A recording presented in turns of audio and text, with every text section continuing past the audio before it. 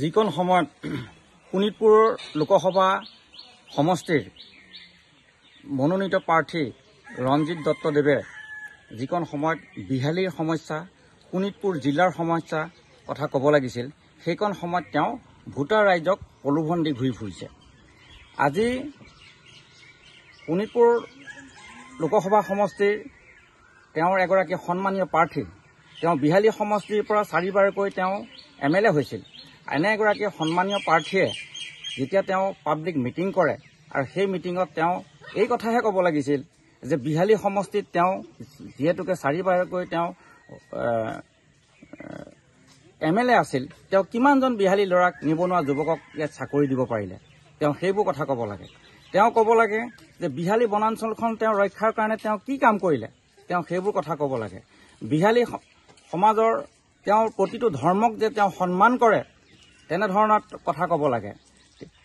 বা তেওঁৰ আজি যে তেওঁৰ মণ্ডলৰ সভাপতি দধিৰাম শৰ্মাক তেওঁ দলৰ পৰা বহিষ্কাৰ কৰিলে নে নাই, তেওঁ নাৰী কেলেংকাৰীত জড়িত দধিৰাম শৰ্মাক তেওঁ বহিষ্কাৰ কৰিলে নাই, তেনেধৰণৰ তেওঁ স্পষ্টীকৰণ দিব লাগিছিল।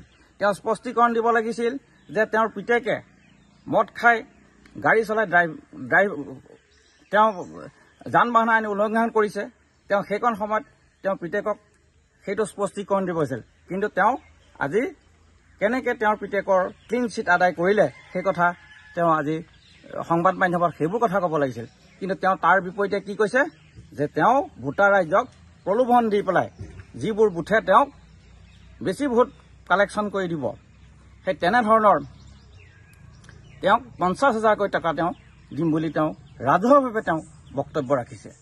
গতিকে এইটো যিটো আমাৰ নিৰ্বাচন আচৰণ বিধি, যিটো কৰাপ্ট পলিটিক্স, যিনেধৰণৰ কাৰ্য কৰিলে সমাজত নৈতিকতা নাথাকে, সেই নৈতিকতা নথকা পলিটিক্স কৰিব লৈছে। এক প্ৰকাৰে চাব গ'লে ই এক নিৰ্বাচন বিধি আমাৰ উলংঘা কৰিছে। গতিকে আমি ৰঞ্জিত দত্তদেৱক এনেধৰণৰ কৰাপ্ট পলিটিক্স, দুৰ্নীতিগত পলিটিক্স কৰিবৰ কাৰণে তেওঁক আমি নকৰিবৰ বাবে তেওঁক আমি আহ্বান কৰিছোঁ। আৰু নিৰ্বাচনৰ যিটো কোড অফ কণ্ডাক্ট তেওঁ সম্পূৰ্ণভাৱে তাক ফ'ল' কৰিবৰ কাৰণে তেওঁক আমি আহ্বান জনাইছোঁ। অন্যথা আমি কংগ্ৰেছ দলে ইয়াৰ বিপক্ষে আমি নিৰ্বাচন আয়োগৰ ওচৰতো কেছ দিবলৈ কুণ্ঠাবোধ নকৰিম।